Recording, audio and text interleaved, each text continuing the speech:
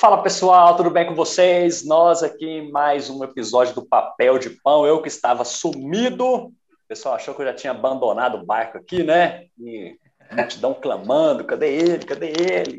Né? Não teve nada disso, né, bicho? O duro é que ninguém sentiu falta. Mas é assim mesmo, tô aqui de volta. Vou abandonar Nem isso aqui, nós não não, sentiu rapaz. falta. Os caras nem sabiam que eu não estava no programa, moço. Mas é assim mesmo, estou aqui de volta, rapaz. Vou permanecer aqui sim.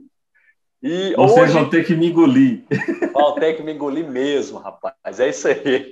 E nós aqui do Papel de Pão, essa teologia simples para essa nossa vida complicada. E hoje pensando tema bacana aí, né, que polemizou esses dias, porém já é um pouco mais antigo, acho que já foi muito discutido, mas agora voltou à tona, que é a teologia coaching. Hoje estou eu aqui, Gustavo Ribeiro, meus amigos Jones Fernando, Vinícius e Rafa Cobatti, para conversarmos a respeito desse tema, teologia coaching. E para nós conversarmos, quero perguntar para vocês, o que é isso? O que é teologia coaching? Não sei falar inglês.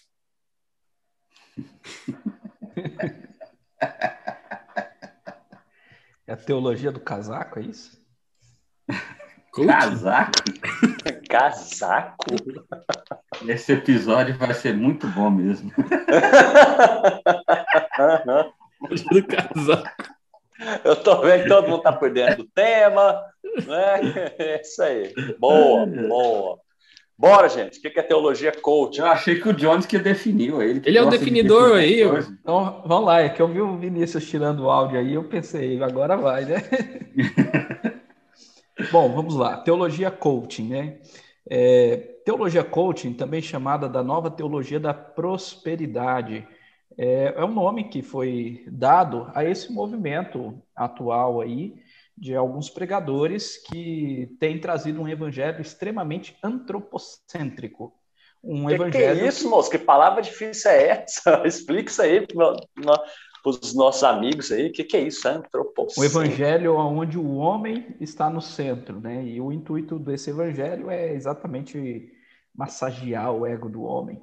E nós temos aí vários personagens que estão se popularizando nesse método, nessa teologia de pregar o evangelho.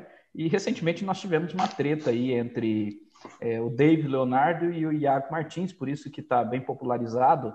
Inclusive, o Iago, juntamente com outros colegas, eles lançaram um livro falando sobre a questão da teologia coaching, falando sobre as inverdades, as mentiras que são trazidas por eles.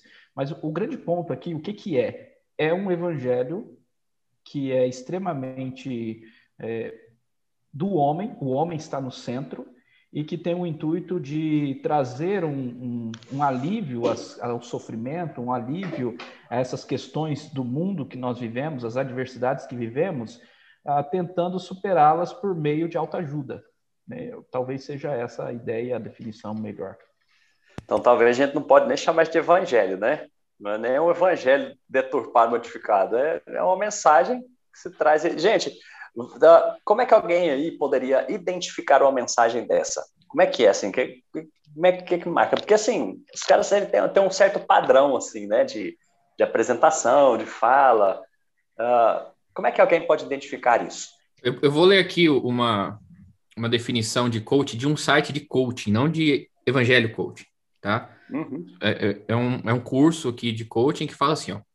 Coaching é um processo, uma metodologia, um conjunto de competências e habilidades que podem ser aprendidas e desenvolvidas por absolutamente qualquer pessoa para alcançar um objetivo na vida pessoal ou profissional até 20 vezes mais rápido e comprovadamente. Então, assim, olha só que... Resumindo, é alguém que potencializa outro. Isso. Você potencializa outro na busca de um objetivo, no alcance de alguma coisa. E se você aplica esse evangelho, novamente, principalmente na questão soteriológica e na questão de ter o prazer em Deus, você está falando de uma busca de um objetivo, de uma meta que, na verdade, já foi te dado de graça, não é você que conquista. Então, só aí você já tem um problema contrário ao que o evangelho é na sua essência, que é, na verdade, entrega e não conquista. O evangelho não é conquista, o evangelho é entrega. Então, o pregador coaching é aquele que vai tentar te motivar, te potencializar para ter um encontro com Deus ou para sentir Deus. E o evangelho é o contrário. Na verdade, o evangelho é a pregação de humilhação do homem e não exaltação do homem para que Cristo encontre. Para que Cristo encontre. Rafa, eu faria uma observação, porque você disse que eu acho que se a definição ainda fosse a que você trouxe agora, ainda seria menos pior. Porque você disse que é alguém que vai potencializar para encontrar Deus. E eu acho que não é exatamente isso que o pessoal da teologia do coach tem feito. Eles têm processo para a pessoa se encontrar à parte ou independente de Deus. Deus é uma mera ferramenta para esse encontro. Então, o que acontece é um autoencontro, é encontrar com si mesmo, é ter uma autossatisfação, é ter uma completude em si mesmo, né? E aí, agora aqui, Gustavo, eu acho que a gente tem que fazer uma distinção justa, porque existe a profissão coach. E hoje, esses dias, meu pai e minha mãe me procuraram, falaram que contrataram um coach para emagrecer. Falei, meu Deus, eu achava que chamava nutricionista isso. Mas não, tem uma pessoa, um tal de coach para emagrecer. Então, assim, é uma profissão que se popularizou muito no nosso país e ela atua em diversas áreas. E aqui eu queria, pelo menos eu quero ter o cuidado de não misturar essa questão do coach profissional com o coach da teologia do coach, que nós estamos chamando aqui, que resumindo, assim, para jogar bem claro, são pastores que usam o púlpito, que eventualmente usam a palavra de Deus, mas, sobretudo, têm o mesmo objetivo, que é trazer uma palestra motivacional, de autoajuda. Talvez essa seja a principal característica, aonde você olha para si mesmo. Você não é convidado para olhar para Deus. Você não é convidado para pôr a sua esperança em Deus. Você não é convidado para pôr a sua alegria em Deus. Você é convidado para encontrar essa alegria em você mesmo. Você é convidado, eu gostei muito da definição que o Rafa colocou de conquista e de entrega. Você é convidado a conquistar. Você é motivado a conquistar. Você é motivado a fazer. E aí, por isso que a definição do Jones, ele é antropocêntrico. O centro da pregação, o centro do discurso, o centro do argumento é o próprio homem e não Deus. E aí isso a gente vai numa direção completamente oposta ao evangelho. Aí até encontrar Deus, desculpa, Gustavo, até a questão de encontrar a Deus, eu concordo, o Vinícius pontou muito bem, o encontrar Deus a nossa imagem e semelhança, né? Porque se o Deus eterno e soberano, ele é inalcançável, e ele é inalcançável para todas as nossas tentativas, o Deus, a minha imagem e semelhança, eu consigo alcançar, sem precisar me humilhar, inclusive. Mas a gente está falando aqui, deixa eu só fazer uma pergunta para vocês, aí você continua, Vinícius. Mas, assim, vocês estão falando só num aspecto muito negativo, assim, né, da coisa, mas isso não tem ajudado pessoas a se encontrarem? Existe algum aspecto positivo nisso? Ou vocês conseguem ver pontos negativos? Porque, na final de contas, Deus não está sendo propagado de alguma forma ou de outra ali? Pergunta ninguém? Posso ir? Vai lá, Vi. Eu posso responder, se vocês quiserem. Vai lá. Não, responde aí, ué. Olha, Gustavo, o que eu diria? Eu diria o seguinte. Eu não posso dizer que só há aspectos negativos, principalmente quando eu olho da perspectiva puramente humana. Então, assim, é possível que, ao você ser motivado, encorajado, ainda mais essa carência absurda que nós vivemos no tempo de hoje, do nosso coração, isso traga acalento, isso traga alegria, isso traga autossatisfação e tudo, e legal. O problema é que isso não passa de você ser anestesiado. A sua doença não é trabalhada, ela não é de fato curada. Então, é como se você fosse no hospital, o médico te desse muita morfina, você se sente bem, você se sente tranquilo, você se sente em paz, mas a doença continua lá porque ela não foi tratada de fato. Então, o problema, a parte boa é esse bem-estar momentâneo, inicial. A parte ruim é que você continua condenado ao inferno eterno e o evangelho não te libertou e você não teve um encontro verdadeiro com o Espírito Santo. Então, tem parte boa? Tem, mas eu nem sei se ela é tão boa assim quando a gente olha do macro. Deixa eu pegar um pouco mais pesado. Pai, você é bom nisso. Eu vou pegar, inclusive, o que você falou, Vini. Eu não sei quem é nerd como eu e é fã de Senhor dos Anéis. Tem uma época, uma parte do filme, onde o Frodo está chegando com o anel na Terra de Mordor e o Laracna vai e coloca um veneno nele e ele fica todo anestesiado e molinho. Ele fica anestesiado e molinho e se sente bem nessa hora, com certeza, e está ali com uma dose grande de droga na sua veia, porque ele está pronto para ser devorado por uma grande fera. Então, o que eu estou querendo dizer é o seguinte, que essa é a estratégia de uma aranha predadora. Ela vai te anestesiar, ela vai deixar você bem, ela vai deixar você feliz, para exatamente poder sugar tudo que você tem. Essa é uma estratégia de Satanás. Tudo que não é evangelho pode ter um aspecto bom. O diabo nunca é ruim. Ele nunca é algo amargo, ele sempre é algo doce. Porque ao final disso... Prazer não é ruim, né? Exato. Ao final disso, a questão é o que vai acontecer ao final disso. Então, eu sou mais radical em relação a isso, até porque a mensagem do evangelho nunca foi doce. Boa, cara. Eu ia caminhar mais ou menos nesse sentido aí mesmo, né? Porque tem coisas boas. Talvez a gente pode aprender assim... Eu acho que com o aspecto de abordagem que esses caras têm, uma linguagem muito contemporânea, que fala com as pessoas, né? E o que a gente talvez tenta fazer aqui é de não ficar trazendo essa teologia pura e simples, no sentido de teologuês, ficar conversando assim com pessoas, né? Simplesmente trazendo pessoas e crentes intelectualizados. Mas os caras falam ao coração. O problema é a mensagem. Que mensagem é essa? Mas os caras alcançam. Então, assim, a gente precisa também, eu acho que, aprender. Acho que talvez vai ter gente com essas caras que é absurdo, né? Ele tá falando isso assim, a gente aprender com esse tipo de gente.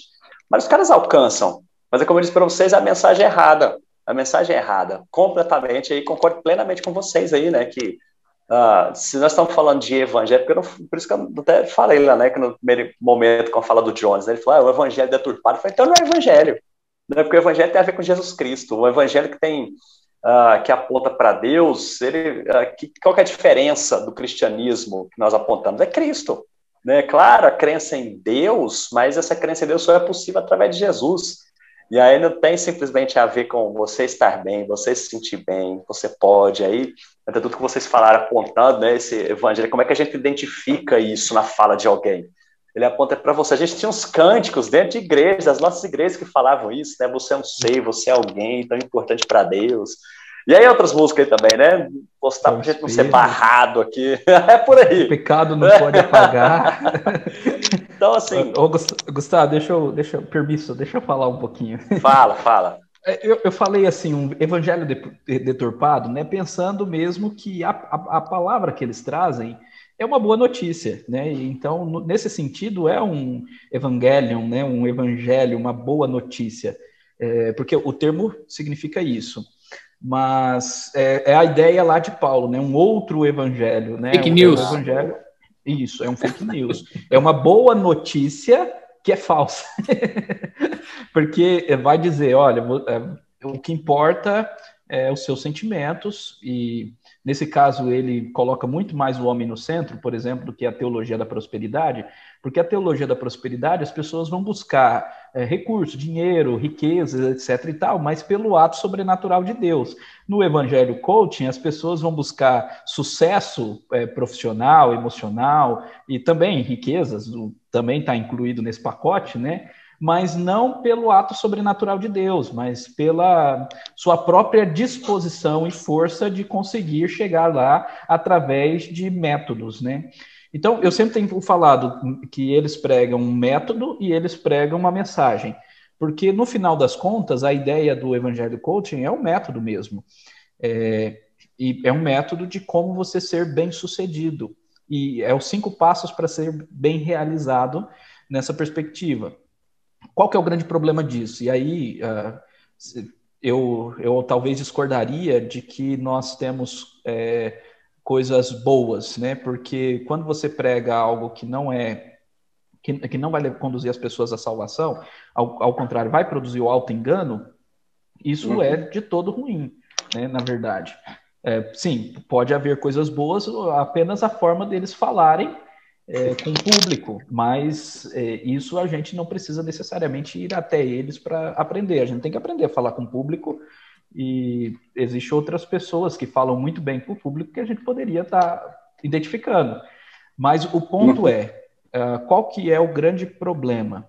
O grande problema é que eles esquecem do aspecto da queda, da má notícia de que todos estão caídos, todos nós somos depravados, que o evangelho verdadeiro, né, o evangelho do nosso Senhor Jesus Cristo nos fala que Jesus morreu, sofreu, e a dignidade da igreja está em sofrer por Cristo. Eu estava pregando isso essa semana na igreja aqui, eu até falei que tem muita gente que se acha digno de não sofrer.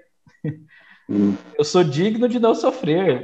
Eu sou crente, eu não vou sofrer. Sou filho de Deus, sou 100% Jesus, sou digno de não sofrer.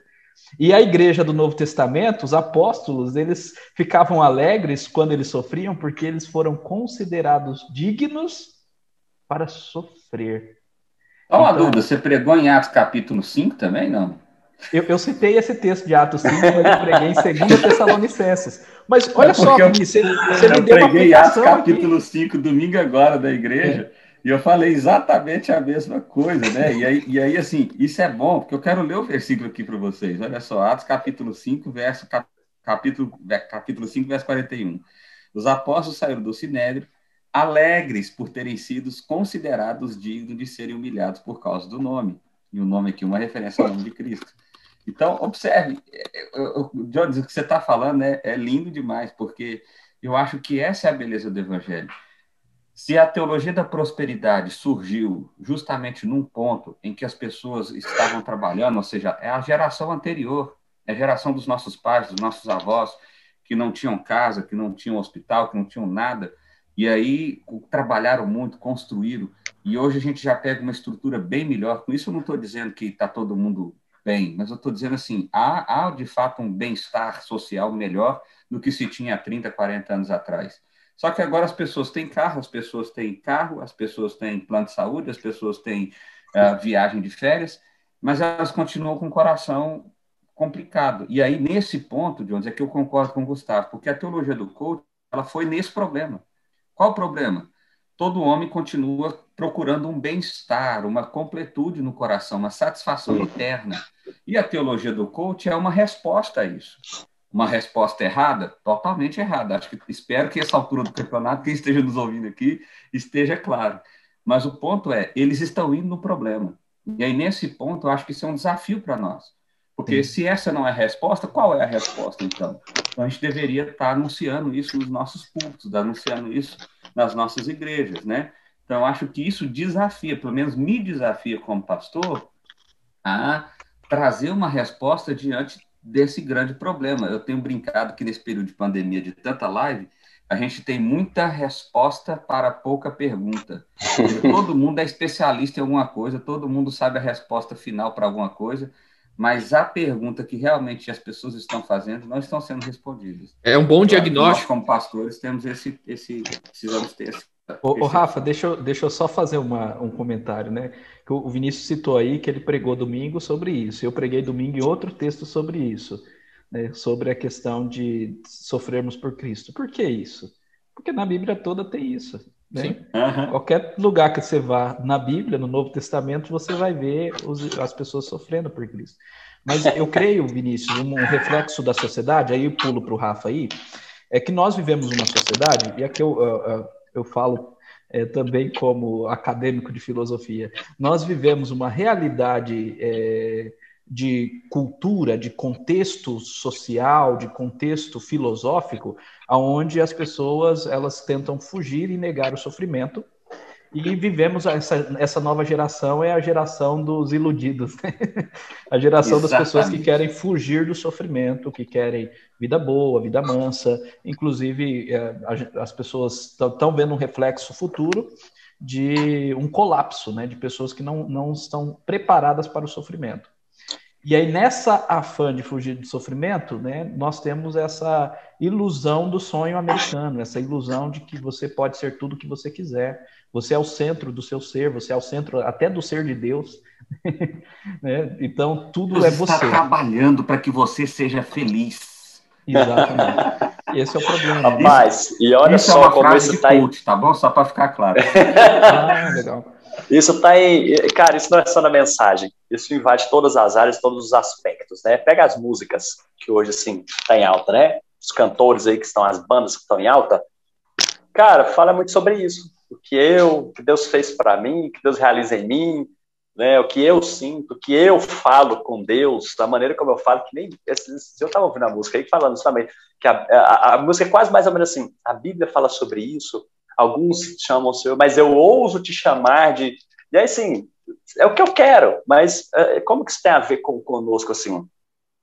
Eu acho que é o tempo que a gente vive, do experimentar, tudo é experiência, né? Eu falei sobre isso aqui também pregando domingo, de que tudo hoje nosso é experimentar. Restaurante não vende só comida, ele vende uma experiência. Aí por isso que tudo se gourmetizou, tudo é gourmetizado, porque é uma experiência, não é mais só comida. Então o negócio está glamourizado, assim, né? Então as pessoas, cara, querem ter experiências dentro da igreja. Não é aquele algo, não é que a gente não experimente Deus, né? Nós temos esse relacionamento com Deus. Só que eles querem isso de forma gourmetizada, né? Não é esse evangelho que vocês estão falando aí, que, cara, durante a semana esse troço é pesado. Eu tenho que ser discípulo de Jesus, eu tenho que enfrentar todas as situações, eu tenho que ser reto. A gente estava conversando antes aqui, né? É você não pegar um atestado para ter que vacinar antes, cara. Porque você é leal, né, ao Senhor, à sua confissão, as pessoas estão te olhando. Mas, lá no dia, eu tenho uma experiência com Deus, porque, né, cara, e olha só, os grandes temas, estava vendo um relatório sobre a juventude, uma pesquisa que foi feita no mundo inteiro, ele traz um relatório sobre Brasil, de adolescentes e jovens. Os grandes temas que se fala, os grandes medos, cara, tem a ver com ansiedade, tem a ver com abuso de pornografia e abuso de uso de internet. São grandes temas que são trabalhados aí, né, que os jovens e adolescentes estão envolvidos. Cara, isso tem trazido angústia. Isso não traz a realização que vocês falaram, mas o cara quer experimentar, né, algo dele, assim, ele quer estar... Cara, e não são sofrimentos ilegítimos, mas como é que vocês falaram, cara? Os caras vão sair bem daqui demais, porque eu experimentei dessa paz. Cara, mas não tem a ver simplesmente com essa sensação.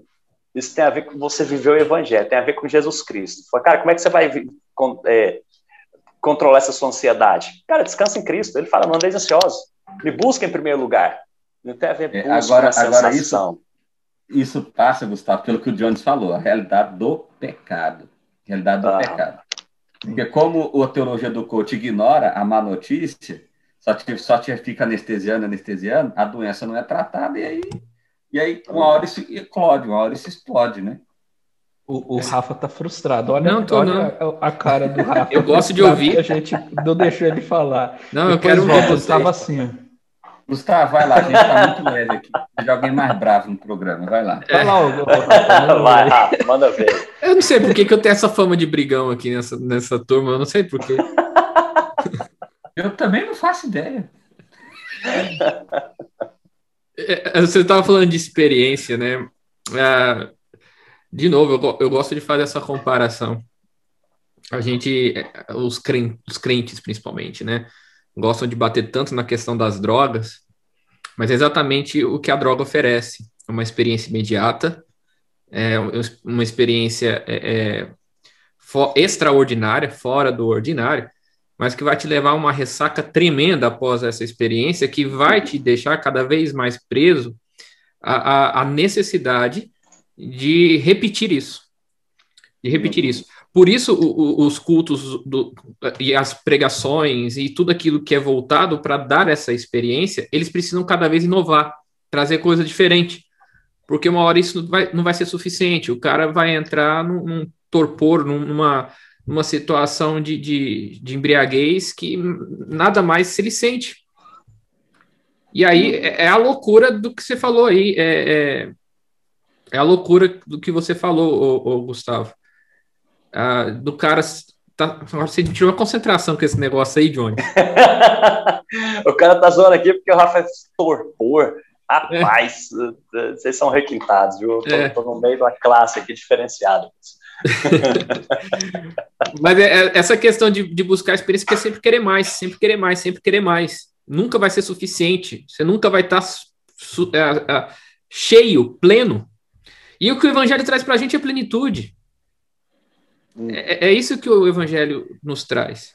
E aí, Rafa, a gente vê a consequência disso na igreja, né? Pessoas chegando, desestimuladas com Cristo, com o Evangelho, com a palavra de Deus, porque aprenderam que o Evangelho existe só por causa delas, aprenderam que Jesus veio ao mundo só por causa delas, aprenderam que Deus criou o mundo só por causa delas, e, na verdade, esqueceram que é justamente o inverso. Não, deixa eu só te cortar, cara, porque eu não quero que fique na impressão de que eu não estou falando que experiência não vale para a nossa vida, viu? A gente tem isso sim. Acho que a questão é o equilíbrio. Sim. De ter intelecto, é o evangelho, é aquilo que a gente estuda, é aquilo que se fala mal de teólogo aí, que a letra mata, totalmente mal compreendido, mas a gente precisa sim, né, de um equilíbrio entre uma palavra genuína, mas a gente vivencia isso também. A gente tem emoções, né, nosso coração. Posso te ajudar, Gustavo, antes de voltar para o Vinícius? Rapidinho. Sim. É tudo que está... Na verdade, gente, a experiência está dentro da gente, não está fora. Uhum. É a confiança naquilo que eu tenho e sinto. Assim como a razão ou a racionalização de tudo também está dentro da gente e é uma confiança em nós mesmos. O que a gente precisa é olhar para a experiência em Deus e para a razão que Deus nos dá. Uhum. E o que a gente está batendo aqui hoje, por conta da questão do coaching, é nessa experiência do seu coração, do que você sente. Não, experimente a Deus, conheça a Deus, as duas coisas, razão e experiência. Só para ajudar aí nisso aí que você falou, Gustavo. Ótimo, obrigado. Rafa, você tem umas falas que bugam a minha mente aqui. A experiência está dentro da gente. Eu fiquei pensando, Kant, Hume, Locke. Fiquei desesperado aqui, Rafa. Depois eu penso sobre isso. Deixa eu falar uma coisa, Gustavo. Posso falar? A gente tá te cortando, né, Gustavo? Coitado. Mas porque ele... Deus tá bom, todo mundo tá querendo falar aí, tá ele bom. Fica sumido, a gente desacostuma com ele. Porque você já tá acostumado a falar aqui sem minha presença, aí ficaram mal acostumados, agora é assim mesmo. Eu quero dar uma resposta, assim, né? Porque fica assim, meio aberto, né? Tá bom, vocês desconstruíram aí a teologia do coaching, mas as pessoas estão feridas, angustiadas, ansiosas, depressivas, com crise de pânico, e essas pessoas vão, esses camaradas que nós citamos, né, eles têm um alcance incrível, impressionante, né, tem milhões e milhões e milhões de acessos em todas as plataformas, YouTube, TikTok e por aí vai, e as pessoas escutam uma fala ali de 30 segundos e aquilo motiva, né? Eu já tive a experiência de assistir um vídeo, estar extremamente desanimado e de repente aquilo me motivar e eu diz, não, vamos lá, vamos para frente, né? E aí, qual que é a nossa resposta para essas pessoas, né? Esse é o ponto, né? E a resposta é o que a Bíblia diz, pensem nas coisas lá do alto. Busquem as coisas lá do alto. O grande problema dessas teologias, aí eu coloco todas, né? Teologia da prosperidade, confissão positiva, teologia do coaching, tudo isso você pode pesquisar no Google que você vai ver algumas definições. O grande ponto dessas teologias é que coloca tudo aqui, na existência. A busca da riqueza aqui, a busca do alívio aqui. E, na verdade, o Evangelho fala de muito mais do que simplesmente o aqui e agora. Fala da eternidade. Então, não perca a eternidade pelo aqui e agora. E para encontrar essa paz em Cristo, uma paz mesmo em meio ao sofrimento e angústia, é só por meio do arrependimento e fé. Talvez esse seja o ponto. O Evangelho Coaching não diz para você se arrepender genuinamente, verdadeiramente do seu pecado e crer em Cristo para a redenção e a salvação. E pensando aí, claro, na eternidade, no pensar das coisas lá do alto, que a nossa vida está com Cristo, e quando Cristo se manifestar, aí sim, né, esse mundo é um mundo de dores, de sofrimento, vamos sofrer até Cristo vir. Esse é o ponto. A mensagem é o contrário, né? Você não precisa se arrepender porque você é especial, e confie em você mesmo para se salvar. E eu acho que essa é a diferença do Evangelho para qualquer outra resposta, de qualquer outra dimensão, independente de ser religiosa. Todo mundo vai trazer uma resposta a partir da própria pessoa. O Evangelho traz uma resposta fora dessa pessoa. A resposta é Jesus. Então, eu acho que isso muda tudo. Então, Jesus não é um instrumento para eu me encontrar. Jesus é onde eu encontro de fato. Jesus é a resposta de fato. Então, eu acho que essa é a grande diferença do Evangelho. E eu acho que as pessoas que estão nos ouvindo, que estão aí depressivas, ansiosas, enfim, procurando essa resposta, saiba de uma coisa, essa resposta não está em você, essa resposta não está no mundo, essa resposta não está nas circunstâncias, essa resposta está em Jesus. Excelente. Eu acho que aí a gente já está fechando com chave de ouro, né? Dando as respostas aí necessárias. Foi muito bem colocado pelo Jones. Vocês querem falar mais alguma coisa para a gente encerrar esse nosso episódio de hoje? Eu acho que minha fala ficou legal. Vou parar por aqui. Antes que estrague, né? Mas ficou bom, cara. Eu acho que é isso. É o Evangelho. A gente sempre fala isso aqui, né? Próximo episódio, o que eles vão falar? Sempre vou encerrar com o Evangelho. Então, eu falo bastante isso aqui na igreja. Olha, gente, todo domingo vocês vão ouvir a mesma mensagem. Se vocês estão querendo algo novo, vocês vão para outra igreja. Aqui vocês não vão ter nada novo. A mensagem do Evangelho vai estar todo domingo aqui no púlpito. Tá aparecendo a gente aqui. A gente não tem outra mensagem, é isso. Porque essa é a resposta, né? Essa é a resposta. Se o pessoal ouvisse, talvez a gente parasse. Isso, né? No coração. Eu duro as pessoas colocarem isso no coração, né? Elas até sabem. É a mesma coisa que eu falei lá, né? Que eu tento muito inculcar aqui, essa questão da ansiedade, né? Por exemplo, cara, Jesus está falando, não precisa andar ansioso, não. Me busca em primeiro lugar, ó, o Evangelho, me busca em primeiro lugar, e eu vou acrescentar todas as coisas. Aí o cara, eu sei que Jesus faz isso, mas eu preciso buscar, eu preciso render, eu preciso ser referência, eu preciso... coisas, e aí? Eu vou buscar todas as outras coisas depois, é isso aí mesmo. Eu duro colocar isso no coração, cara. Né? Não, a gente também... É por isso que a gente é insistente, né? É por isso que é um milagre. Coloca no coração é um milagre, né? É o Espírito Santo. Então, isso é maravilhoso. Show! Gente, obrigado pela presença de vocês, pela companhia. E a gente se vê na próxima. Valeu!